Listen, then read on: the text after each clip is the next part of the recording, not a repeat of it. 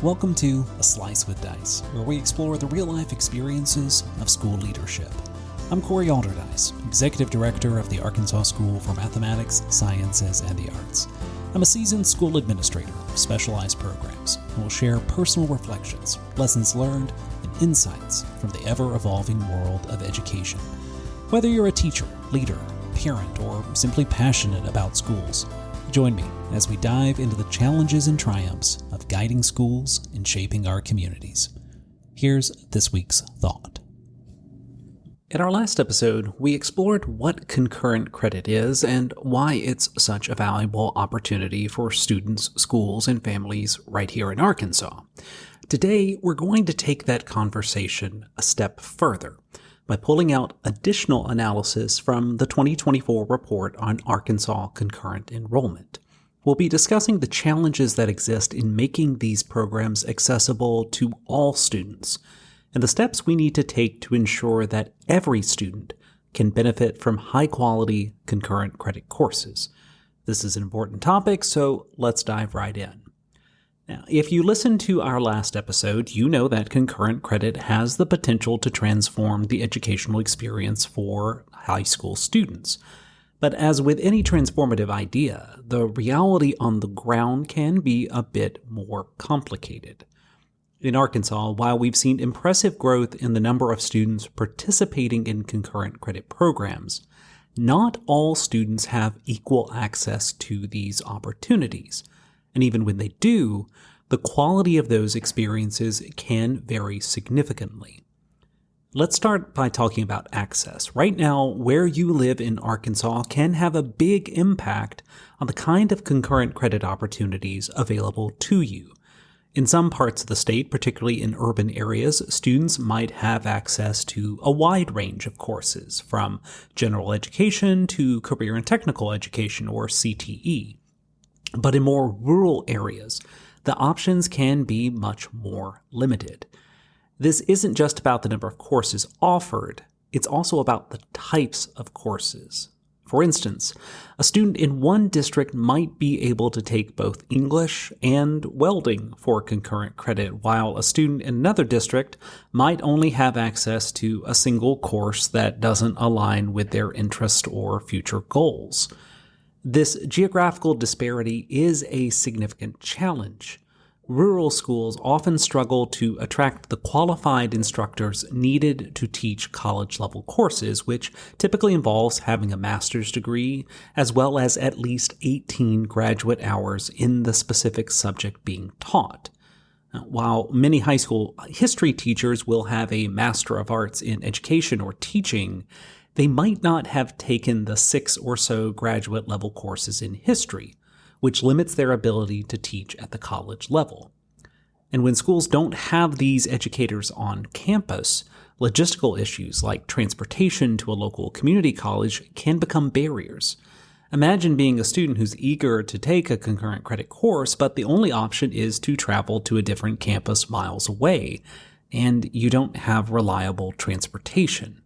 Suddenly, what should be an empowering opportunity feels out of reach. To address these challenges, we need to think both creatively and collaboratively. One solution could be expanding virtual concurrent credit offerings. By leveraging online platforms, we can bring high-quality college courses to students in even the most remote parts of the state. But it's not just about making courses available online, it's about ensuring that those online courses are just as rigorous and engaging as their in-person counterparts. This means investing in technology, training for instructors, and providing students with the support they need to succeed in a virtual learning environment. And opportunities like this will be even more important as the online course choice system, which was part of the LEARNS Act, rolls out in fall 2025. Another important factor in improving access is state-level coordination. Currently, the approach to concurrent credit in Arkansas can feel a bit piecemeal, with different districts and schools handling things in their own way. To create a more equitable system, we need stronger coordination between the Arkansas Division of Higher Education, the Department of Education, and local school districts. This could involve establishing a centralized point of contact or even a task force dedicated to overseeing and expanding concurrent credit opportunities across the state. By working together, we can ensure that all students, regardless of where they live, have access to the same high-quality programs. In a recent meeting of the Arkansas General Assembly's Joint Education Committee Subcommittee on Higher Education, Secretary Oliva spoke about the importance of concurrent enrollment. Now let's shift our focus to quality. Access is crucial, but it's only part of the equation. We also need to ensure that the concurrent credit courses students are taking are truly valuable, that they mirror the rigor and expectations of college-level coursework. Unfortunately, this isn't always the case. The quality of concurrent credit courses can vary depending on who's teaching them, where they're being offered, and how closely they align with the college's curriculum. Accreditation from organizations like the National Alliance of Concurrent Enrollment Partnerships could serve as a model. NACEP sets rigorous standards that ensure courses are aligned with college-level expectations, whether they're taught by the college faculty or high school teachers. By requiring all concurrent programs in Arkansas to meet these standards, we can create a more consistent and high-quality experience for students across the state. But accreditation is just one piece of the puzzle. Another critical factor is supporting the educators who teach these courses. High school teachers who offer concurrent credit need to be equipped with the same resources and professional development opportunities as their collegiate counterparts. This might mean ongoing training in their subject areas, opportunities to collaborate with college faculty, and regular assessments to ensure that the courses they are teaching remain aligned with college curricula. Additionally, we need to think about the pathways and advising that support students in these programs. You see, it's not just enough to offer the courses. Students and their families need to understand how these credits fit into their overall educational goals. For example, students should have clear guidance on which courses will transfer to the colleges they plan to attend, and how those credits will apply to their intended majors. Now, this requires better communication and stronger advising and support at the high school level.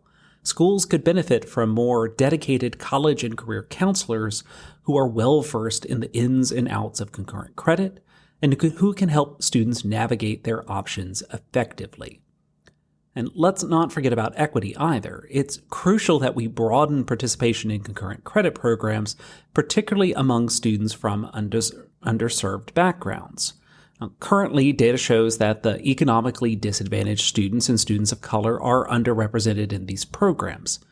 And this is a missed opportunity, not just for the students themselves, but for our state as a whole. Ensuring that all students, regardless of their background, have access to concurrent credit means addressing financial barriers, offering targeted outreach, and providing additional support services. Financial barriers in particular can be a significant hurdle. And while Arkansas offers the Concurrent Challenge Scholarship, more needs to be done to ensure that all students can afford to participate. This might involve expanding financial aid options or even considering a state-funded model that covers the cost of concurrent credit for all students, much like the state covers the cost of high school education. By removing the financial obstacles for both students and the colleges alike, we can make concurrent credit accessible to a broader range of students, giving them a chance to benefit from these programs without worrying about the cost. In moving forward, Arkansas has the opportunity to lead by example.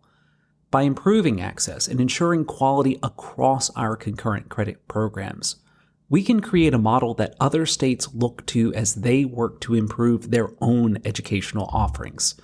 This is about more than just preparing students for college. It's about preparing them for life, giving them the tools they need to succeed in whatever path they choose. So where do we go from here? It starts with commitment, a commitment from educators, policymakers, and communities to prioritize concurrent credit and make the necessary investments in access, quality, and equity.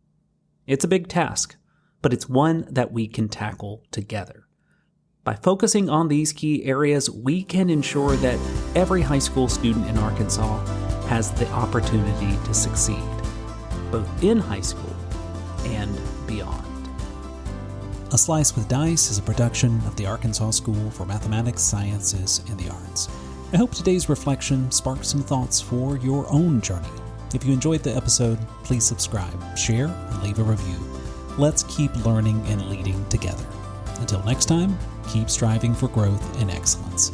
Thanks for tuning in.